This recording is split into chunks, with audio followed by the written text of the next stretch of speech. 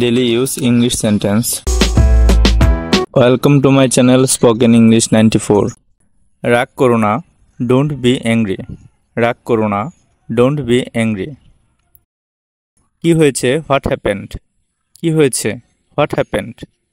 আমাকে বলো, tell me. আমাকে বলো, tell me. কিছু সময় আগে, sometimes ago.